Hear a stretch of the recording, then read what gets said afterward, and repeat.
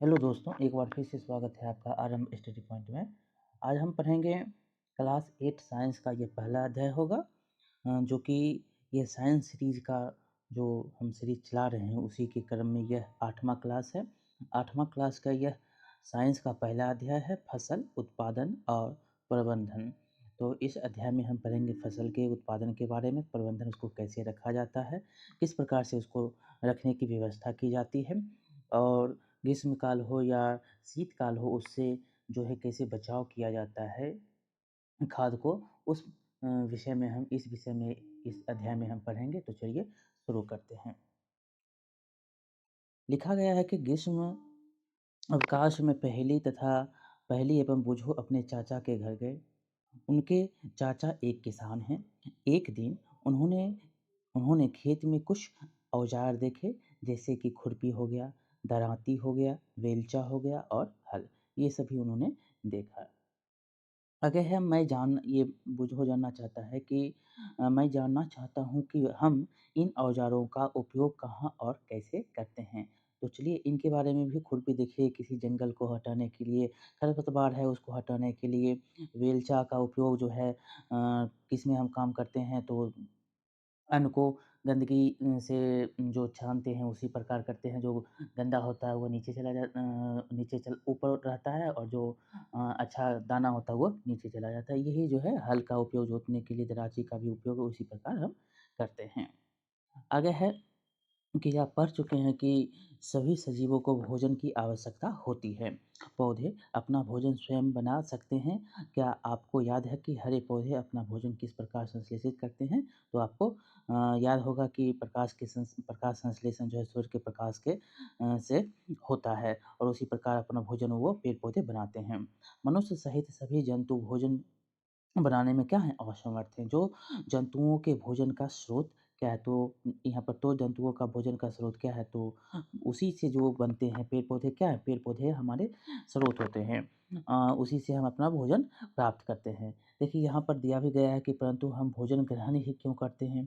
तो आप जानते हैं कि सजीव भोजन से प्राप्त ऊर्जा का उपयोग विभिन्न जैविक प्रक्रमों जैसे कि पाचन, श्वसन, उत्सर्जन के संपादन में करते हैं।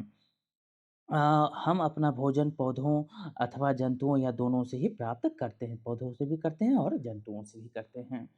आगे है कि क्योंकि यहाँ पर फिर है क्वेश्चन कि क्योंकि हम सभी यहाँ पर बताया गया है कि क्योंकि हम सभी को भोजन की आवश्यकता होती है, अतः हम अपने देश के इतने अधिक लोगों को भोजन किस प्रकार उपलब्ध करा सकते हैं। तो ये आप जानते हैं कि कैसे। तो एक जब मौसम के अनुसार, जैसे गेहूँ का मौसम आया चैत में, बैसाख में, जो अप्रैल मई में गेहूँ का कटनी शुरू हो जाता है। तो इसी क्रम में ज़्यादा से ज़्यादा गेहूँ को स्टोर कर लिया जाता है। तो गोदाम में स्टोर करके हर जगह एक माध्यम से जो हर जगह उस व्यक्ति तक पहुँचाया जाता है जहाँ तक उसकी पहुँच नहीं होती है। ये एक माध्यम होता है स्टोर करने का, और भोजन वहाँ तक उस आदमी तक पहुँच जाती है। यहीं पर दिया गया है कि फिर भोजन का बड़े स्तर पर उत्पादन करना आवश्यक है। क्या है? या उत्पादन करना, इसलिए इसका क्या है, बड़े स्तर पर आप उत्पादन करते हैं। एक विशाल जनसंख्या को भोजन प्रदान करने के लिए इसका नियमित उत्पादन, उचित प्रबंधन एवं वितरण क्या है, आवश्यक है। उत्पादन भी ज़रूरी है, ज़्यादा से ज़्यादा उत्पादित करिए, प्रबंधन उसको रखने की उचित व्यवस्था करिए, और वितरण मतलब जहाँ उसकी जो पहुँच है वहाँ तक उसको वितरित करिए। आगे है कृषि पद्धतियाँ। आप देखिए कृषि पद्धति के बारे में बताया गया है कि कैसे पहले लोग कृषि करते थे, अब आगे की कृषि में क्या-क्या बदलाव आए हैं, कैसे कृषि की जा रही है। पहले ज़्यादा से ज़्यादा लोग बहुत ज़्यादा मेहनत करते थे, तो बहुत ही कम उपज होती थी। लेकिन अब देखिए बहुत ही कम मेहनत में ज़्यादा उपज होने लगी। ये पद्धति है जो आपको बहुत दिनों के बाद, बहुत ये धीरे-धीरे करते हुए आपको मिली है। देखिए यहाँ पर दिया भी गया है कि लगभग 10,000 ईस्वी पूर्व तक मनुष्य घुमंतु थे। वे एक स्थान से दूसरे स्थान तक भोजन एवं आवास की खोज में समूह में विचरण करते रहते थे। वे कच्चे फल और सब्जियां खाते थे, और उन्होंने भोजन के लिए जंतुओं का शिकार करना प्रारंभ किया। भोजन के लिए जंतु को क्या करते थे? शिकार करते थे मतलब उसको मारकर, उसको पकाकर खाते थे। देखिए कालांतर में खेती कर चावल, गेहूँ एवं अन्य खाद्य फसलों को उत्पादित कर सके और इस प्रकार कृषि का प्रारंभ हो शुरू हो गया। तो पहले लोग जानवर का भोजन करते थे, उसके बाद देखिए कालांतर में भी आपको गेहूँ, चावल, अन्य खाद्य फसल जो है उपजाते हैं।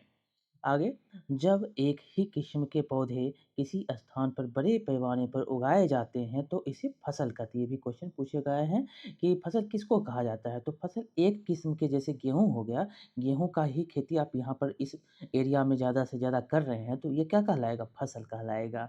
बड़े पैमाने पर उगाया गया है इसलिए इसको क्या कहते हैं? फसल कहते हैं। तो उदाहरण के रूप में भी दिया गया है गेहूँ का फसल का अर्थ है कि खेत में उगाए जाने वाले सभी पौधे गेहूँ के होंगे। इस एरिया में सभी पौधे क्या होंगे? गेहूँ के ही होंगे। उसको हम फसल कहते हैं। आप जानते हैं कि फसलें विभिन्न प्रकार की होती हैं जैसे कि अन्न, सब्जियाँ एवं फल। अन्न भी हैं, सब्जी भी हैं और फल भी हैं। जिस मौसम में यह पौधे उगाए जाते हैं, उसके आधार पर हम फसलों का वर्गीकरण करते हैं। जिस मौसम में जैसे फल हो गया, तो ये फल का मौसम कब आएगा? तो देखेंगे तो फल का मौसम अप्रैल, मई, जून, जुलाई में फल का मौसम होता है। उसी प्रकार आप देखेंगे तो गेहूँ का मौसम जो है अब गेहूँ जब कटने शुरू हो जाते हैं जो अक्टूबर से लेकर अप्रैल तक का मौसम किसका होता है? तो ये रबी फसल में आते हैं, तो यही जो है गेहूँ का मौसम हो गया। तो इसी प्रकार जो है फसल के मौसम भी होते हैं। देखिए आगे है भारत एक विशाल देश है। यहाँ ताप, आर्द्रता, वर्षा जैसी जलवायु परिस्थितियाँ एक क्षेत्र से दूसरे क्षेत्र से में क्या है भिन्न है। कहीं उत्तर में देखेंगे तो उसका भिन्न है और दक्षिण में देखेंगे तो उसकी परिस्थिति क्या है जलवायु परिस्थिति आपको भिन्न दिखती है। ठीक?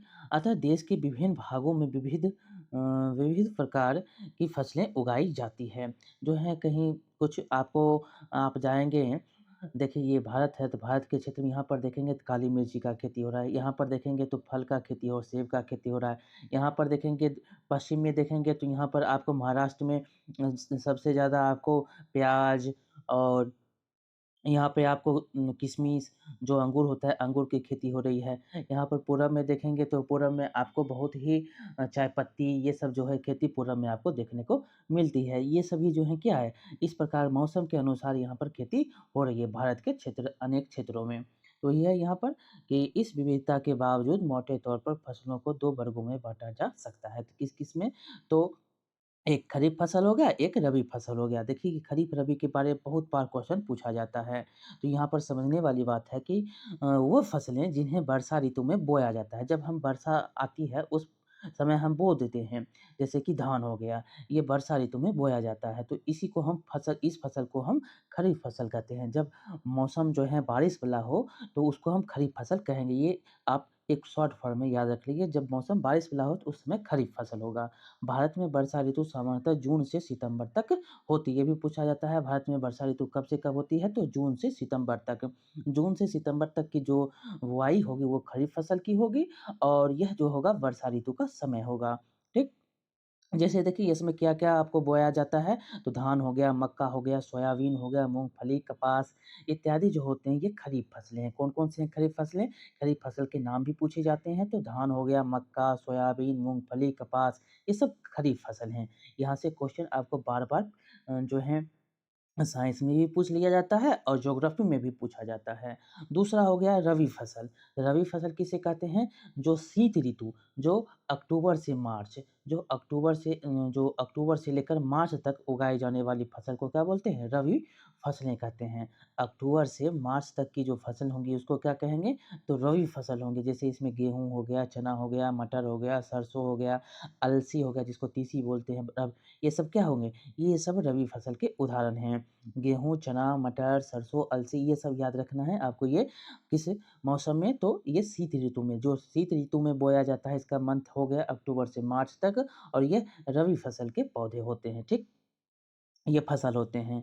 याद रखना यहाँ से 2 जो है खरीफ और रबी के बारे में मंथ भी पूछा जाता है और क्या बोया जाता है ये भी पूछा जाता है। यहाँ से क्वेश्चन पूछे जाते हैं। देखिए इसके अलावा जो होता है कई स्थानों पर दालें और सब्जियाँ ग्रीष्म में उगाई जाती हैं, ठीक?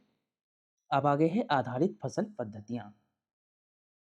देखिए, धान को शीत ऋतु में क्यों नहीं उगाया जाता? क्योंकि शीत ऋतु में बारिश नहीं होती है और धान को क्या चाहिए? तो पानी चाहिए। देखिए, यहाँ पर बताया भी गया है कि धान को बहुत अधिक पानी की आवश्यकता होती है, अतः इसे केवल वर्षा ऋतु में ही उगाए जाते हैं। देखिए, आगे है कि फसल उगाने के लिए किसान को अनेक क्रियाकलाप सामयिक अवधि में करने पड़ते हैं। आप देखेंगे कि यह क्रियाकलाप उस प्रकार के हैं जिनका उपयोग माली अथवा आप सजावटी पौधे उगाने के लिए करते हैं। ये क्रियाकलाप कार्य जो होते हैं कृषि पद्धतियाँ जो आगे दिए गए हैं, इसमें दिया गया है कि कृषि पद्धतियों के बारे में, जैसे कि पहले देखिए क्या होता है, ये भी जो है आपको लाइनिंग करने के लिए दिया जाता है। पहले कौन होगा, उसके बाद एक सीक्वेंस में मिलाने के लिए कहता है। तो पहले होता है मिट्टी को तैयार करेंगे, दूसरी बार बुआई करेंगे, उसके बाद खाद एवं उर्वरक कोई जो है उसमें खाद देंगे, तब सिंचाई करेंगे, तब जो सिंचाई के बाद खरपतवार है उसकी हम उससे सुरक्षा करेंगे, उसको हटाएँगे। उसके बाद हम कटाई करेंगे, जब ये पक जाएगा कृषि गेहूँ या मक्का पक जाएगा, उसकी हम कटाई कर लेंगे और कटाई के बाद उसका हम भंडारण कर लेंगे। ये जो हैं 7 प्रकार के यहाँ आपको दिखाए गए हैं। मिट्टी पहले तैयार, तब उसमें बुआई करेंगे, खाद एवं उर्वरक देंगे, सिंचाई करेंगे, खरपतवार से सुरक्षा करेंगे, कटाई करेंगे और भंडारण करेंगे। अब देखिए, पहला है मिट्टी तैयार करना। फसल उगाने से पहले मिट्टी तैयार करना प्रथम चरण है। मिट्टी को पलटना तथा इसे पोला बनाना कृषि का अत्यंत महत्वपूर्ण कार्य है। इससे जड़ें भूमि में गहराई तक जा सकती हैं। पोली मिट्टी में गहराई में धंसी जड़ें भी सरलता से शोषण कर सकती हैं। पोली मिट्टी किस प्रकार पौधों की जड़ों को सरलता से शोषण के लिए सहायक है, तो यहाँ पर देख सकते हैं, जब भुरभुरा होगा तो यहाँ पर आपको पानी भी जाएगा और इससे क्या होगा, ज़्यादा वृद्धि होगी, पेड़ जो होंगे पौधे होंगे वो क्या होंगे, ज़्यादा वृद्धि करेंगे। आगे है पोली मिट्टी, मिट्टी में रहने वाले केंचुओं और सूक्ष्म जीवों की वृद्धि में भी सहायता करती है। यह जीव किसानों के मित्र हैं। केंचुआ क्या है? तो केंचुआ किसानों के मित्र, ये भी क्वेश्चन पूछे गए हैं, क्योंकि यह मिट्टी को और पलटकर पोला करते हैं तथा ह्यूमस बनाते हैं। परंतु मिट्टी को पलटना और पोला करना क्यों आवश्यक है? क्योंकि इसमें यहाँ पर देख सकते हैं ह्यूमस की आवश्यकता होती है। ह्यूमस होगी तो वो क्या होगा, वृद्धि ज़्यादा करेगा। वो जो है वो जो ऊपर का भाग है होगा ह्यूमस रहित होगा, तो इसमें क्या होगा, ये वृद्धि पेड़-पौधे जो होंगे वो बहुत ही ज़्यादा करते हैं। आप पिछली कक्षाओं में पढ़ चुके हैं कि मिट्टी में खनिज, जल, वायु तथा कुछ सजीव होते हैं। इसके अतिरिक्त मृत पौधे एवं जंतु भी मिट्टी में पाए जाने वाले जीवों द्वारा अपघटित होते हैं। इस प्रक्रिया में मृत जीवों में पाए जाने वाले पोषक मिट्टी में निम्नयुक्त होते हैं। यह पोषक पौधों द्वारा अवशोषित किए जाते हैं। आगे है कि क्योंकि ऊपरी परत के कुछ सेंटीमीटर की मिट्टी ही पौधे की वृद्धि में सहायक होती है। आपको हमने अभी बताया था कि ऊपर के ही पौधे क्या होते हैं, वृद्धि में सहायता करते हैं पौधे के। इसे उलटने-पुलटने और पोला करने से पोषक पदार्थ ऊपर आ जाते हैं और पौधे इन पोषक पदार्थों का उपयोग कर सकते हैं। अतः मिट्टी को पलटना एवं पोला करना फसल उगाने के लिए क्या है, अत्यंत ही महत्वपूर्ण है। अब आगे है कि मिट्टी को उलटने-पलटने एवं पोला करने की प्रक्रिया क्या कहलाती है? जुताई कहलाती है। जब हम उलटते-पुलटते हैं, पोला बनाते हैं, उसको हम जुताई कहते हैं। हमें इसे हल चलाकर करते हैं। हम लकड़ी तथा लोहे के बने जो हल होते हैं, उससे हम इसका उपयोग करते हैं। ठीक, बने होते हैं। हल किसके बने होते हैं? लकड़ी या लोहे के बने होते हैं। यदि मिट्टी अत्यंत सूखी है, तो जुताई से पहले इसे पानी देने की आवश्यकता भी पड़ सकती है। जोते हुए खेत में मिट्टी के बड़े-बड़े ढेले भी हो सकते हैं।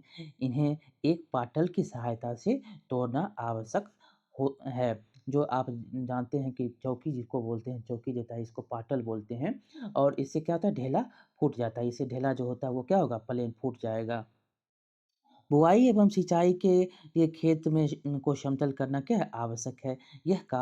यह जो कार्य है पाटल द्वारा किया जाता है और इसी के द्वारा के द्वारा इसका काम किया जाता है।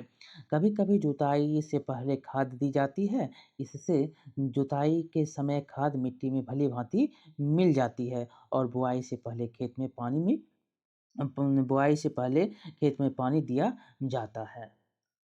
अब आ गया है कृषि औजार। अब हम कृषि में क्या-क्या औजार काम में लाते हैं।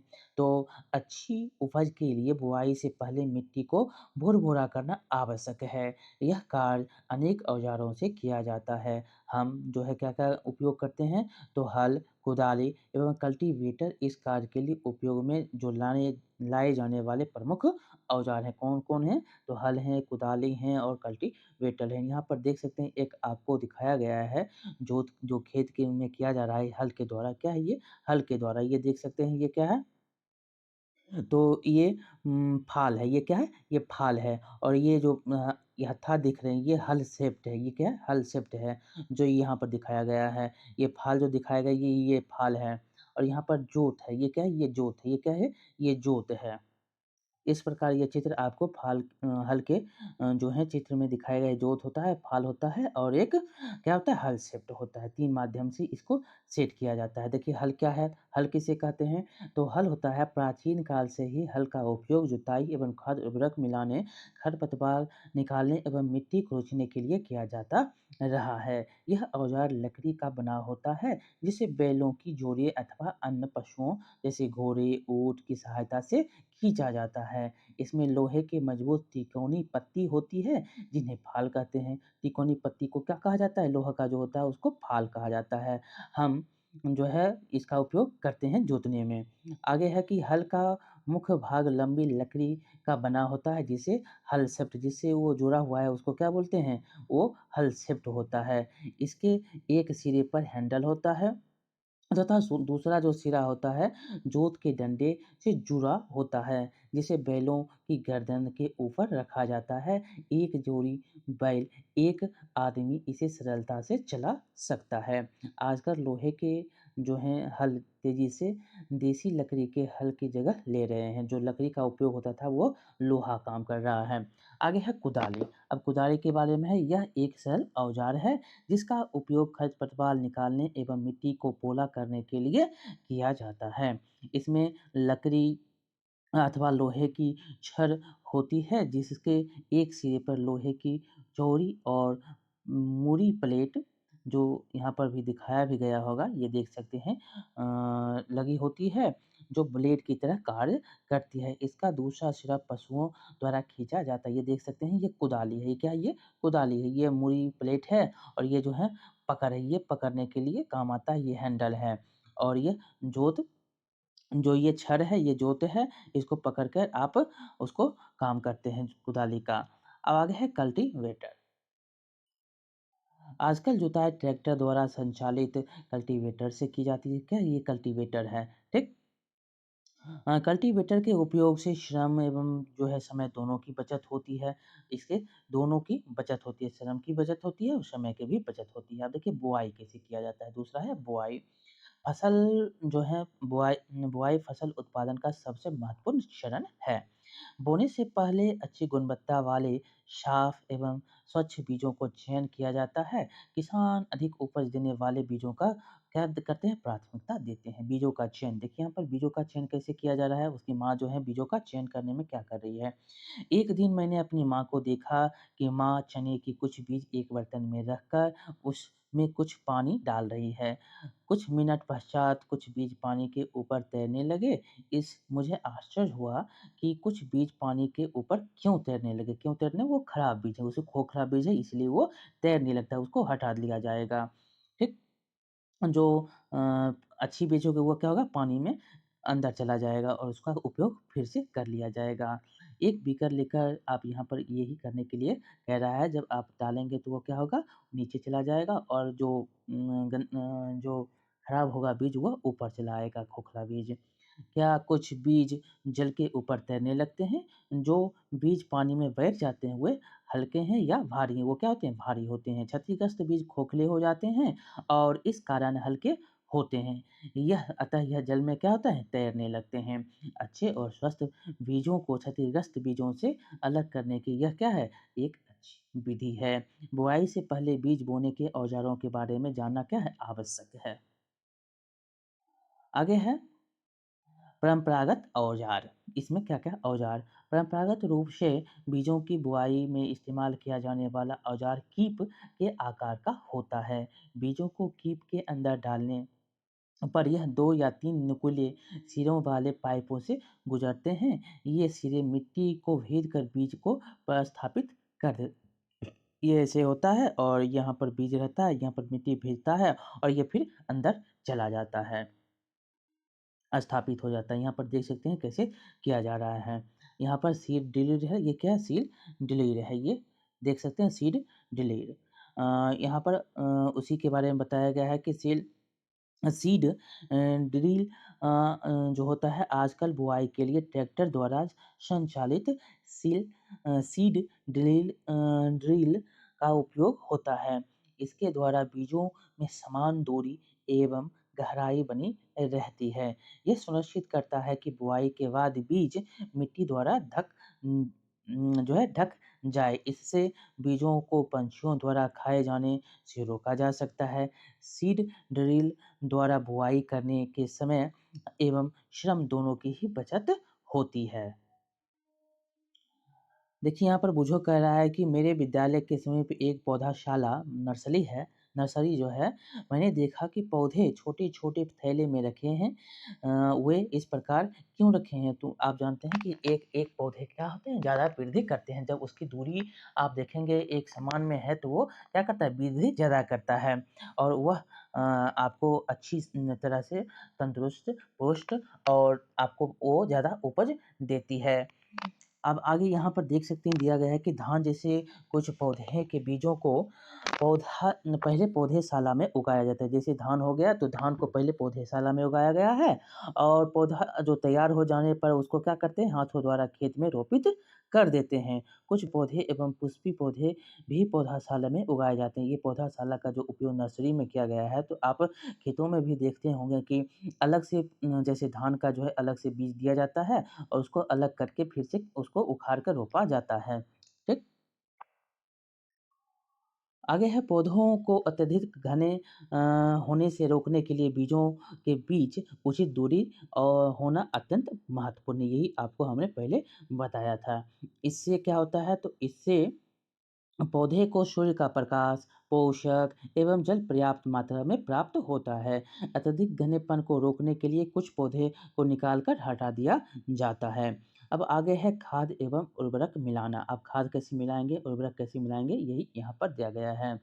वे पदार्थ जिन्हें मिट्टी में पोषक स्तर बनाए रखने के लिए मिलाया जाता है, उन्हें खाद एवं उर्वरक कहते हैं। जो पोषक स्तर को बनाए रखे, उसको जो है जो वहाँ पर मिट्टी में है, उस मिट्टी में पोषक स्तर को बनाए रखने के लिए खाद एवं उर्वरक का उपयोग करते हैं। ठीक? आगे है कि मैंने एक खेत में वाली एक फसल जो है उगने वाले स्वस्थ फसल पौधों को देखा, जबकि पास के खेत में पौधे कमज़ोर थे। कुछ पौधे अन्य पौधों की तुलना में ज़्यादा अच्छी तरह से क्यों उगते हैं? तो यहाँ पर खाद जो है पोषक तत्व उसको पर्याप्त मात्रा में मिल रही है, तो इसीलिए वो क्या है अच्छे हैं, जिसको नहीं मिल रही वो कमज़ोर हो जाते हैं। ठीक? आगे है मिट्टी फसल को खनिज पदार्थ प्रदान करती है। क्या करती है मिट्टी? जो फसल को खनिज पदार्थ प्रदान करती है। यह पोषक पौधों की वृद्धि के लिए आवश्यक है। कुछ क्षेत्रों में किसान खेत में एक के बाद दूसरी फसल उगाता रहता है। खेत कभी भी खाली नहीं छोड़े जाते। कल्पना कीजिए कि पोषकों का क्या होता है, तो यहाँ पर पोषक क्या होते हैं? समाप्त हो जाते हैं। इसलिए कहता है कि एक खेती के बाद एक जब फसल आप उगाते हैं तो कुछ दिनों के लिए उसको छोड़ दें, तो उसके पोषक तत्व क्या होंगे? पुनः प्राप्त हो जाते हैं। और आगे है कि फसलों के लगातार उगाने से मिट्टी के कुछ पोषक की कमी क्या हो जाती है? पोषकों की कमी हो जाती है। इस क्षति को पूरा करने हेतु किसान खेतों में खाद देते हैं। यह प्रक्रम खाद देना कहलाता है। अपर्याप्त खाद देने से पौधे क्या होते हैं? कमज़ोर हो जाते हैं। आगे है खाद एक कार्बनिक जैविक पदार्थ है। खाद क्या है? एक कार्बनिक जैविक पदार्थ है। कार्बनिक मतलब जैविक पदार्थ है, जो कि पौधों या जंतु अपशिष्ट से प्राप्त होती हैं। किसान पादप एवं जंतु अपशिष्टों को एक गड्ढे में जाते हैं तथा इसका अपघटन होने के लिए खुले में छोड़ देते हैं। अपघटन कुछ सूक्ष्म जीवों द्वारा होता है। अपघटित पदार्थ खाद के रूप में उपयोग किया जाता है। आप कक्षा 6 में वर्मी कंपोस्ट अथवा केचुए द्वारा खाद तैयार किए जाने के बाद हमने इसको बारे में पढ़ा था, कैसे उसका उपयोग हम करते हैं। जो पहले खाद गोबर है तो उसको एक स्थान पे रख देते हैं, उसको ढक देते हैं और उसमें केचुए को डाल देते हैं। धीरे-धीरे क्या करता है, केचुआ उसी को खाता है तो उससे क्या बनता है, वर्मी कंपोस्ट बनता है। आगे है यहाँ पर क्रियाकलाप के मूंग अथवा चने के बीज लेकर उन्हें अंकुरित कीजिए। इसमें से एक ही आकार वाले 3 नवोद्भिद छाँट लीजिए। अब 3 गिलास पात्र लीजिए, एबीसी की निशान लगा देने के लिए कहता है। गिलास ए में थोड़ी-सी मिट्टी लेकर उसमें थोड़ी-सी गोबर की खाद मिलाइए। गिलास बी में समान मिट्टी में लेकर उसमें थोड़ा-सा यूरिया मिलाइए और गिलास सी में मिट्टी लीजिए बिना कुछ मिलाए। आप देखेंगे कि अब उसमें पानी की समान मात्रा सुरक्षित स्थान पर रख दीजिए और पानी जो है प्रतिदिन उसमें देते रहिए। आप देखेंगे किसमें सबसे ज़्यादा वृद्धि हो रही है, जिसमें खाद दिए हैं उसमें क्या होगा, जिसमें आप खाद दिए हैं वो क्या होगा, ज़्यादा वृद्धि कर रही है। देख सकते हैं खाद ज़्यादा दिए हुए हैं तो ज़्यादा वृद्धि कर रही है, नहीं वृद्धि उतना कर रही है। जो जिसमें गोबर है वो थोड़ा कम वृद्धि खाद से कर रहा है, ये आप देख सकते हैं। आगे है, क्या तीनों गिलासों के पौधे में वृद्धि की गति एक समान है? तो नहीं है। किस गिलास में पौधे की वृद्धि बेहतर है? तो बी में है। किस गिलास में पौधे की वृद्धि सबसे कम है? तो सी में है।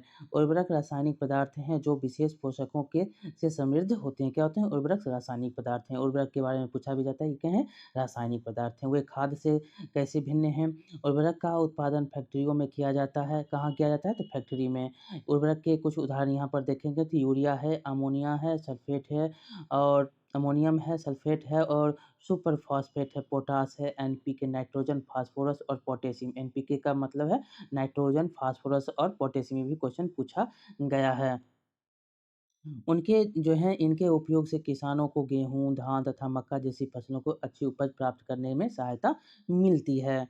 परंतु उर्वरकों के अत्यधिक उपयोग से मिट्टी की उर्वरता में कमी आई है। यह जल प्रदूषण का भी स्रोत बन गए हैं, प्रदूषण कर देता है मिट्टी का जल को। अतः मिट्टी की उर्वरता बनाए रखने के लिए हमें उर्वरकों के स्थान पर जैविक खाद का उपयोग करना चाहिए अथवा 2 फसलों के बीच खेत को कुछ समय के लिए क्या करना चाहिए, कुछ बिना उगाए ही उसको छोड़ देना चाहिए। इससे क्या होगा, उसके पोषक तत्व बनेंगे।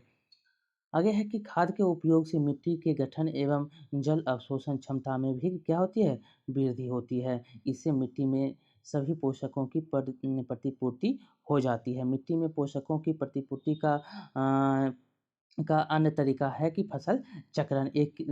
अगर हम गेहूँ कर लें, उसके बाद हम मक्का कर लेंगे, मक्का के बाद हम कोई और जो है फसल उपयोग कर लेंगे, इसी को हम फसल चक्रण कहते हैं। यह एक फसल के बाद खेत में दूसरे किस्म की फसल एकांतर क्रम में उगाकर किया जा सकता है। पहले उत्तर भारत में किसान फलीदार चारा एक ऋतु में उगाते थे तथा गेहूँ दूसरी ऋतु में। इससे मिट्टी में नाइट्रोजन का पुनः पूरण होता रहता है। किसानों को इस पद्धति को अपनाने के लिए प्रोत्साहित किया गया है। पिछली कक्षाओं में आप राइजोबियम बैक्टीरिया के विषय में पढ़ चुके हैं। यह फलीदार मतलब लेग्यूमिनस पौधों की जड़ों की ग्रंथिकाओं में पाए जाते हैं और वायुमंडलीय नाइट्रोजन का स्थिरीकरण करते हैं। कौन करता है? तो राइजोबियम बैक्टीरिया। आगे यहाँ पर देखिए उर्वरक एवं खाद का अंतर कैसे है, तो खाद का उपयोग और उर्वरक का उपयोग में अंतर आपको यहाँ पर बताया गया है। पहला है उर्वरक, तो उर्वरक एक मानव निर्मित लवण है, क्या है? मानव द्वारा ये बनाया जाता है। और खाद क्या है? तो खाद होता है एक प्राकृतिक पदार्थ है जो गोबर एवं पौधों के अवशेष के विघटन से प्राप्त होता है। खाद का उपयोग किस में करते हैं? तो गोबर का और जो अ, जो पौधा होता है उसका अवशेष होता है उसके विघटन से ये प्राप्त होता है खाद। दूसरा है उर्वरक का उत्पादन फैक्ट्री में होता है और खाद का उत्पादन कैसे करते हैं? खेतों में बनाई जाती है। खाद किसमें? तो खेतों में बनाई जाती है। तीसरा है उर्वरक से मिट्टी को ह्यूमस प्राप्त नहीं होता है, लेकिन आप खाद में देखेंगे तो खाद में मिट्टी को ह्यूमस प्रचुर मात्रा में प्राप्त हो जाती है। चौथा है कि उर्वरक में पादप पोषक जैसे कि नाइट्रोजन, फास्फोरस और पोटासियम जो होता है एनपीके, ये आपको प्रचुरता इसमें होती है। लेकिन खाद में देखेंगे तो खाद में पादप पोषक तुलनात्मक रूप से क्या होते हैं? कम होते हैं। पोषक जो है खाद में कम होता है, ठीक? आगे है सारणी 1 में उर्वरक एवं खाद के बीच के अंतर हमने देखे हैं। तो खाद के लाभ, जैविक खाद उर्वरक की अपेक्षा अधिक अच्छी मानी जाती है। जैविक खाद जो है उर्वरक की अपेक्षा बहुत ही अच्छी मानी जाती है। इसका मुख्य कारण भी है, इससे मिट्टी को की ज़्यादा धारण जो क्षमता होती है वो उसमें वृद्धि हो जाती है और इससे मिट्टी भुरभुरी एवं सरंध्र हो जाती है। क्या होता है? इससे पानी जो है आराम से जाता है और उसके पोषक तत्व है पूरा जो है बनते हैं। जिसके कारण गैस विनिमयन सरलता से होता है। इससे मित्र जीवाणुओं की संख्या में वृद्धि हो, जो केंचुआ होते हैं उसकी वृद्धि हो जाती है। इस जैविक खाद से मिट्टी का जो है गठन सुधर जाता है, ठीक? आगे है अब सिंचाई। सिंचाई कैसे करेंगे? तो जीवित रहने के लिए प्रत्येक जीव को जल की आवश्यकता होती है। पौधों की वृद्धि एवं परिवर्धन के लिए जल का विशेष महत्व है। पौधे की जड़ों द्वारा जल का अवशोषण होता है, जिसके साथ खनिजों और उर्वरकों का भी अवशोषण होता है। पौधों में लगभग 90% जल होता, क्या होता है? 90% तक जल ही होता है। जल आवश्यक है क्योंकि बीजों का अंकुरण शुष्क स्थिति में नहीं हो सकता है। जल इसके लिए चाहिए ही। जल में घुले हुए पोषक का स्थानांतरण पौधे के प्रत्येक भाग में होता है। यह फसल की पाले एवं गर्म हवा की से भी रक्षा करता है, पाला से भी और गर्म हवा से भी। स्वस्थ फसल वृद्धि के लिए मिट्टी की नमी को बनाए रखने के लिए खेतों में क्या होता है? नियमित रूप से जल देना आवश्यक है। इसको सिंचाई बोलते हैं। निश्चित अंतराल पर खेत में जल देना क्या कहलाता है? तो सिंचाई कहलाता है। सिंचाई का समय एवं बारंबारता फसलों एवं जो है बारंबारता फसलों, मिट्टी एवं ऋतुओं में भिन्न होता है। गर्मी में पानी देने की बारंबारता क्या होती है? अपेक्षाकृत अधिक होती है, लेकिन आप ठंडे में कम होता है। ठीक? इसमें पानी का तो वाष्पित ज़्यादा होता है, इसीलिए पानी की आवश्यकता ज़्यादा होती है। क्या यह मिट्टी एवं पत्तियों से जल वाष्पन की दर अधिक होने से हो सकता है? ये सही है कि जल की वाष्पन अधिक होता है तो पानी की आवश्यकता अधिक होती है। ठीक? अब देखिए आगे है सिंचाई। सिंचाई में ये है कि इसके बाद सिंचाई के स्रोत हैं। तो उससे यहाँ पर दिया गया है कि इस वर्ष पानी देते समय मैं अधिक सतर्क हूँ। पिछली गर्मियों में मेरे पौधे सूख गए और मर गए थे। सिंचाई के स्रोत क्या-क्या हैं? तो कुएँ हैं, जलकूप हैं, झील हैं, नदियाँ हैं, बाँध एवं नहर, ये सब क्या हैं? जल के स्रोत होते हैं जो इससे सिंचाई आप करते हैं। जैसे यहाँ पर दिखाया भी गया है कि मोटर के द्वारा सिंचाई हो रहा है, चेन पंप के द्वारा सिंचाई हो रहा है, ढकेली के द्वारा सिंचाई कर रहे हैं। तो यहाँ पर आप देख सकते हैं जो नहर के द्वारा सिंचाई किया जा रहा है। तो इस प्रकार जो आपको पारंपरिक तरीके से ये सिंचाई हो रहा है, तो कुओं, झीलों एवं नहरों में उपलब्ध जल को निकाल कर खेतों तक पहुँचाने के विभिन्न तरीकों जो होते हैं, विभिन्न तरीके विभिन्न विभिन्न क्षेत्रों में भिन्न-भिन्न हैं। जैसे देखिए मवेशी अथवा मज़दूर इस विधियों का इस्तेमाल किए जाते हैं। मवेशी अथवा मज़दूर इन विधियों में इस्तेमाल किए जाते हैं। अतः यह रास्ते हैं, परंतु यह कम दक्ष हैं। विभिन्न पारंपरिक तरीके निम्न हैं, जैसे देख सकते हैं मोट है, ये क्या है? मोट है, जिसको घिरनी बोलते हैं। ये घिरनी के द्वारा पानी आया और यहाँ पर निकाल कर आप देख सकते हैं इसको खेतों में पहुँचाया जा रहा है। देखिए चेन पंप, ये क्या है? चेन पंप है, चेन के द्वारा पानी नीचे से लाकर ये एक माध्यम से खेतों में पहुँचाया जा रहा है। उसके बाद है ढेकली, ये क्या है? ढेकली नीचे गया, पानी लाया, ऊपर फिर से किसान अपने खेतों में पानी दे रहा है। रहट है, जिसको उत्तोलक तंत्र भी बोलते हैं, जो बैलों के उपयोग द्वारा बैल घूम रहे हैं, तो रहट से पानी निकल कर पानी यहाँ पे फिर निष्कासित किए जा रहे हैं। देखिए जल को ऊपर खींचने के लिए सामान्यतः पंप का उपयोग किया जाता है। पंप चलाने के लिए डीजल, बायोगैस, विद्युत एवं सौर ऊर्जा का उपयोग किया जाता है।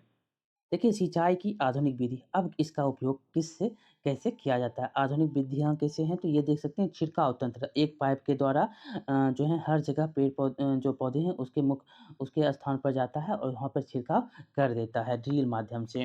देखिए यहाँ पर आधुनिक विधि क्या है, तो सिंचाई को आधुनिक विधियों द्वारा हम जल का उपयोग मितव्ययता के से कर सकते हैं। इसके मुख्य जो है विधि हैं निम्न हैं, जैसे छिड़काव तंत्र। छिड़काव तंत्र में देखेंगे इस विधि का उपयोग जो है समतल भूमि के लिए किया जाता है, जहाँ पर जल कम मात्रा में उपलब्ध है। ऊर्ध्व पाइपों मतलब नलों के ऊपरी सिरों पर घूमने वाले नोजल लगे होते हैं। यह पाइप निश्चित दूरी पर मुख्य पाइप से जुड़े होते हैं।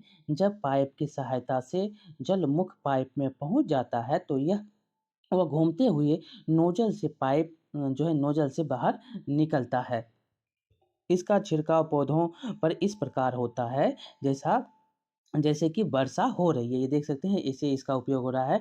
जैसे बारिश होगी तो ये पत्तों के द्वारा जड़ में चला जाता है और छिड़काव लॉन, कॉफ़ी की खेती एवं कई अन्य फसलों के लिए अत्यंत उपयोगी होता है। अब है ड्रिप माध्यम से, ड्रिप मतलब ड्रिप सिस्टम से, ठीक? ड्रिप सिस्टम से देखेंगे तो इस विधि में जल बूंद-बूंद करके सीधे पौधे की जड़ों में गिरता है। इसमें जो है पौधे की जो ये देख सकते हैं पौधे की जड़ों में जा रहा है, ये पौधों की जड़ों में जा रहा है। इसे ड्रिप तंत्र कहते हैं। फलदार पौधे, बगीचों एवं वृक्षों को पानी देने के लिए क्या है सर्वोत्तम तरीका है। इससे पौधों को बूंद-बूंद करके जल प्राप्त होता है। इस विधि में जल बिल्कुल व्यर्थ नहीं होता है, अतः यह जल की कमी वाले क्षेत्रों में भी के लिए क्या है एक वरदान है। अब है खरपतवार से सुरक्षा, हम इसको कैसे सुरक्षित करते हैं खरपतवार से? तो बूझो और पहेली निकट के गेहूँ के खेत में गए और उन्होंने देखा कि खेत में फसल के साथ कुछ अन्य पौधे भी उग गए हैं, जो इसको हम क्या बोलते हैं? खरपतवार बोलते हैं। देख सकते हैं खरपतवारनाशी ये जो देख रहे हैं क्या खरपतवार है, पौधों के साथ-साथ उगे। इसके लिए छिड़काव किया जा रहा है, स्प्रे जिसको बोलते हैं। इसके क्या ये अन्य पौधे विशेष उद्देश्य के लिए उगाए गए? नहीं, ये अपने आप उगते हैं। देखिए खेत में कई अन्य अवांछित पौधे प्राकृतिक रूप से फसल के साथ उगाते हैं, ठीक? वही अवांछित पौधे को क्या कहते हैं? खरपतवार कहते हैं, खरपतवार कहते हैं। खरपतवार हटाने को निराई कहते हैं, जो इसको निराई किसको कहते हैं? जब खरपतवार को हटा देंगे उसको हम निराई कहते हैं। निराई आवश्यक है क्योंकि खरपतवार जल, पोषक जगह और प्रकाश की स्पर्धा कर फसल की वृद्धि को क्या करता है? प्रभाव डालता है, उसके वृद्धि पर प्रभाव डालता है। कुछ खरपतवार कटाई में भी बाधा डालते हैं तथा मनुष्य एवं पशुओं के लिए विषैले हो सकते हैं। खरपतवार को हटाने एवं उनकी वृद्धि को नियंत्रित करने के लिए किसान विभिन्न तरीके अपनाता है। फसल उगाने से पहले खेत जोतने से खरपतवार उखाड़ने एवं हटाने में सहायता मिलती है। इससे खरपतवार पौधे सूख कर मर जाते हैं और मिट्टी में मिल जाते हैं। खरपतवार हटाने का सर्वोत्तम जो है समय उसमें पुष्पन एवं बीज बनने से पहले का होता है। जब पुष्प और बीज ना हो उससे पहले आप उसकी जो है खरपतवार को हटा दें। खरपतवार पौधों को हाथ से जड़ सहित उखाड़कर अथवा भूमि के निकट से काटकर समय-समय पर हटा दिया जाता है। यह कार्य खुरपी एवं हैलों की सहायता से किया जाता है। रसायनों के उपयोग से भी खरपतवार नियंत्रित किया जाता है, जिन्हें खरपतवारनाशी कहते हैं। जैसे कि 2,4-डी ये क्वेश्चन बहुत बार पूछा गया है, खरपतवारनाशी में किसका उपयोग करते हैं? 2,4-डी का। खेतों में उनका छिड़काव किया जाता है, जिससे खरपतवार पौधे मर जाते हैं परंतु फसल को कोई हानि नहीं होती है। खरपतवारनाशी को जल में आवश्यकता अनुसार मिलाकर स्प्रेयर मतलब फुहारा की सहायता से खेत में छिड़काव करते हैं। ये देख सकते हैं कैसे छिड़काव किया जा रहा है। क्या खरपतवारनाशी का प्रभाव इसको छिड़कने वाले व्यक्ति पर भी पड़ता है? तो हाँ, इसका भी प्रभाव पड़ता है। इसीलिए उसकी नाक में देख सकते हैं, नाक क्या है? बंद है। मास्क के द्वारा मास्क लगाकर उपयोग किया जा रहा है। जैसा कि पहले बताया गया है कि बताया गया है खरपतवार की वृद्धि के समय एवं पुष्पन एवं बीज बनने से पहले ही खरपतवारनाशी का छिड़काव करते हैं। खरपतवारनाशी के छिड़काव से पहले जो है के खरपतवारनाशी के छिड़काव से किसान के स्वास्थ्य पर भी प्रभाव पड़ सकता है, अतः उन्हें इन रसायनों का उपयोग सावधानीपूर्वक करना चाहिए। छिड़काव करते समय उन्हें अपना मुँह एवं नाक कपड़ों से ढक लेना चाहिए। अब आगे है कटाई। अब हम फसल का कटाई करेंगे। फसल की कटाई क्या है? महत्वपूर्ण है। फसल की कटाई एक महत्वपूर्ण कार्य है। फसल पक जाने के बाद उसे काटना कटाई कहलाता है। कटाई के दौरान या तो पौधों को खींचकर उखाड़ लेते हैं अथवा उसे धरातल के पास से काट लेते हैं। एक अनाज जो है एक अनाज फसल को पकने में लगभग 3 से 4 महीने का समय लगता है।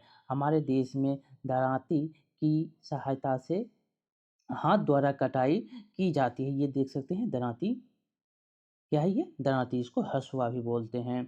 अथवा एक मशीन की उपयोग से जो भी इसका उपयोग किया जाता है, कटाई किया जाता है, उपयोग किया जाता है, जिसे हार्वेस्टर कहते हैं।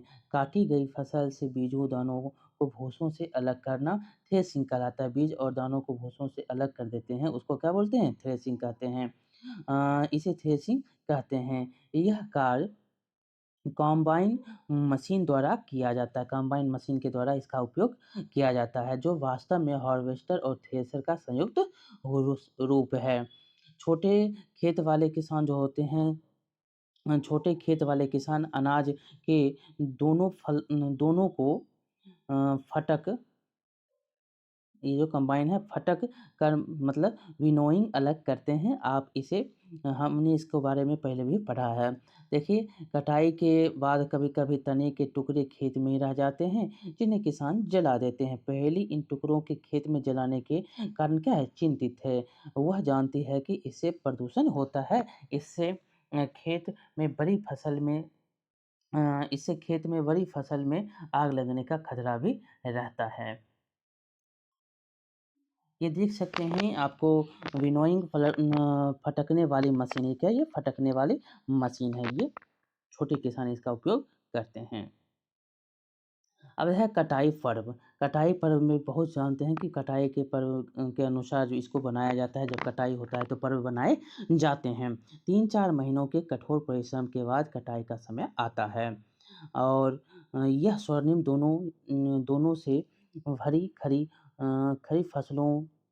फसल किसानों के हृदय में उल्लास एवं अच्छे समय का भाव संचारित करती है। यह समय थोड़ा आराम करने एवं खुशी मनाने का है, क्योंकि पिछली ऋतु के प्रयत्न का फल मिलता है। इसलिए भारत के सभी भागों में कटाई का हल्लोश हर्षोल्लास हर्षोल्लास एवं खुशी का होता है। पुरुष एवं महिलाएं सभी मिलकर इस पर्व को मनाते हैं। कटाई ऋतु के साथ कुछ विशेष पर्व जैसे पोंगल, बैसाखी, होली, दिवाली, नवा नवान्न एवं बिहू जुड़े हुए हैं। अब उसके बाद देखेंगे भंडारण। भंडारण जो होता है, उत्पाद का भंडारण एक महत्वपूर्ण कार्य है। यदि फसल के दोनों को अधिक सॉरी यदि फसल के दानों को अधिक समय तक रखना हो तो उन्हें नमी, कीट, चूहों एवं सूक्ष्म जीवों से सुरक्षित रखना होगा। ताज़ा फसल में नमी की मात्रा अधिक होती है। यदि फसल के दानों मतलब बीजों को सुखाए बिना भंडारित किया गया तो उनके खराब होने की जो है खतरा क्या होगा? अधिक होगा अथवा जीवों द्वारा आक्रमण से वे अंकुरण के लिए अनुपयोगी हो जाते हैं। अतः भंडारण से पहले बीजों को धूप में सुखाया जाना आवश्यक है, जिससे उनकी नमी में कमी आ जाए। इससे उनकी कीट पीड़कों, जीवाणु एवं कवक से सुरक्षा हो जाती है। किसान अपनी फसल उत्पादन का भंडारण जूट के बोरों, धातु के बड़े पात्र बीन्स में करते हैं, परंतु बीजों का बड़े पैमाने पर भंडारण साइलो और भंडार गृहों में किया जाता है, जिससे उनको ये देख सकते हैं साइलो है। पीड़कों जैसे कि चूहे एवं कीटों से सुरक्षित रखा जा सका। ये देख सकते हैं क्या है? अनाज भंडार करने हेतु ये साइलो बनाया गया है। और उसके बाद है कि नीम की सूखी पत्तियाँ घरों में अनाज के भंडारण में उपयोग की जाती है। बड़े भंडार गृहों में अनाज को पीड़कों एवं सूक्ष्म जीवों में से सुरक्षित रखने के लिए रासायनिक उपचार भी किया जाता है। यहाँ पर देख सकते हैं जंतुओं से भोजन, आ गए जंतुओं से भोजन। जैसे देख सकते हैं दूध का उपयोग गाय, भैंस, बकरी, ऊँट में करते हैं। यहाँ पर मांस का उपयोग आप बकरी, भेड़ इत्यादि से करते हैं। ये सब जंतु से आप भोजन प्राप्त करते हैं। इस सारणी की पूर्ति के पश्चात आपने देखा होगा कि पौधों की तरह ही जंतु भी हमें विभिन्न प्रकार के खाद्य पदार्थ प्रदान करते हैं। समुद्र के तटीय क्षेत्रों में रहने वाले लोग मछली का मुख्य आहार के रूप में उपयोग करते हैं। पिछली कक्षाओं में पौधों से प्राप्त होने वाले खाद्य पदार्थों के बारे में हमने पढ़ा भी है। हमने अभी सीखा कि फसल उत्पादन के विभिन्न चरण हैं, बीजों का चयन, बुआई इत्यादि। इसी प्रकार घरों में अथवा फार्म पर पालने वाले पालतू पशुओं को उचित भोजन, आवास, देखभाल की आवश्यकता होती है। यह जो है जब हम बड़े पैमाने पर इसका उपयोग करते हैं तो इसको हम पशुपालन कहते हैं। जब हम बड़े पैमाने पर किया जाता है ये पशु को पाला जाता है तो इसको हम क्या करते हैं? पशुपालन कहते हैं। मछली स्वास्थ्य के लिए अच्छा आहार है। हमें मछली में कॉड लिवर तेल मिलता है। क्या मिलता है? कॉड लिवर तेल मिलता है जिससे विटामिन डी अधिक मात्रा में पाया जाता है। ये भी क्वेश्चन पूछे गए हैं। मछली में क्या पाया जाता है? Vitamin D. तो इस प्रकार ये आपका चैप्टर जो है बहुत ही इम्पोर्टेंट था। यहाँ से बहुत सारे क्वेश्चन पूछे जाते हैं। आपको ये कैसा लगा आप बताएँगे। अच्छा लगा हो लाइक करेंगे, शेयर करेंगे और सब्सक्राइब करना नहीं भूलेंगे। 1-2 क्वेश्चन यहाँ पर हैं वो हम बना लेते हैं और यहाँ पर जो अ आपने क्या सीखा सारांश में दिया गया है उसको भी हम देख लेते हैं। अपनी बढ़ती हुई जनसंख्या को भोजन प्रदान करने के लिए हमें विशिष्ट कृषि पद्धतियों को अपनाना होता है। किसी स्थान पर उगाए जाने वाले एक ही प्रकार के पौधे को क्या कहते हैं? फसल कहते हैं। भारत में फसलों को ऋतुओं के आधार पर हम 2 वर्गों में बाँट सकते हैं, रबी और खरीफ फसल। जुताई करके मिट्टी तैयार करना और उसे समतल करना क्या है? आवश्यक है। इस कार्य के लिए हल तथा पाटल का उपयोग किया जाता है। आगे है बीजों को उचित सिंचाई उचित गहराई पर बोना तथा उनके बीच उचित उसके बीच जो है उचित दूरी रखना अच्छी उपज के लिए आवश्यक है। बीजों को अच्छी किस्म का चयन करके स्वस्थ बीजों को बोया जाता है। यह सीड ड्रिल की सहायता से बुआई की जाती है। मिट्टी में पोषकों की वृद्धि और पुनः पूर्ति की आवश्यकता होती है जिससे कार्बनिक खाद तथा उर्वरक के उपयोग से किया फसलों को की नई किस्मों के आने से रासायनिक उर्वरकों के उपयोग में बहुत वृद्धि हुई है। उचित समय एवं अंतराल पर फसल को जल देना मतलब सिंचाई कहलाता है। निराई में अवांछित एवं बिना उगाए पौधों को हटाया जाता है जिन्हें खरपतवार कहते हैं। कटाई का अर्थ है पकी हुई फसल को हाथों या मशीनों द्वारा काटना। दोनों दानों को भूसे से अलग करना थ्रेसिंग कहलाता है। दाना से को हम भूसों से अलग कर देंगे तो ये थ्रेसिंग होगा। बीजों को पीड़कों एवं सूक्ष्म जीवों से संरक्षित करने के लिए उचित भंडारण आवश्यक है। पशुओं को पालकर भी खाद्य पदार्थ प्राप्त किया जाता है जिन्हें क्या कहते हैं? पशुपालक कहते हैं। पशुपालन कहते हैं। इस प्रकार ये चैप्टर आपका समाप्त हुआ। आपको कैसा लगा?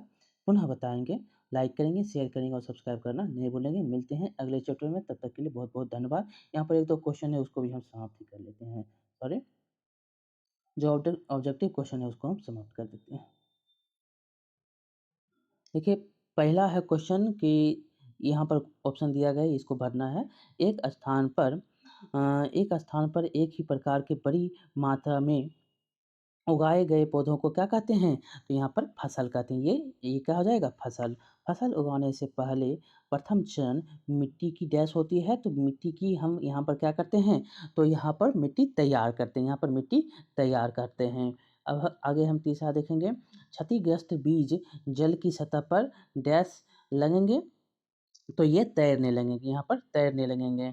आगे है फसल उगाने के लिए पर्याप्त सूर्य का प्रकाश व मिट्टी से डैश तथा डैश का आवश्यकता होती है, तो पोषक और जल की आवश्यकता होती है। यहाँ पर मिलान करना है खरीफ फसल। खरीफ फसल का क्या हो जाएगा? यहाँ पर देख सकते हैं खरीफ फसल में आपको जहाँ ज़्यादा बारिश हो रही है, वहाँ पर आपको खरीफ फसल गेहूँ और सॉरी धान एवं मक्का, खरीफ फसल धान एवं मक्का। रबी फसल तो गेहूँ, चना और मटर रबी फसल। रासायनिक उर्वरक, तो रासायनिक में आप यहाँ पर आप जानते हैं कि रासायनिक यूरिया एवं सुपर फास्फेट रासायनिक हो गया। कार्बनिक खाद जो होंगे ये क्या होंगे? तो पशु अपशिष्ट, गोबर, मूत्र, पादप ये सब क्या होंगे? कार्बनिक खाद होंगे। अब आगे है यहाँ पर 2-2 उदाहरण आपको देने के लिए कहता है। तो खरीफ फसल में आपको यहाँ पर देख सकते हैं यही उदाहरण दीजिए धान एवं मक्का का। रबी फसल में आप गेहूँ, चना, मटर ये सब रबी फसल हो गया। निम्न यहाँ पर क्वेश्चन है कि निम्न पर अपने शब्दों का एक पैराग्राफ यहाँ पर लिखने के लिए कहता है। मिट्टी तैयार करना, बुआई, निराई, थ्रेसिंग ये सब आप कर लेंगे। तो इस प्रकार ये आपको कैसा लगा बताएँगे। तो चलिए मिलते हैं अगले चैप्टर में। दूसरा चैप्टर में हम देखेंगे क्या है। तो बहुत-बहुत धन्यवाद।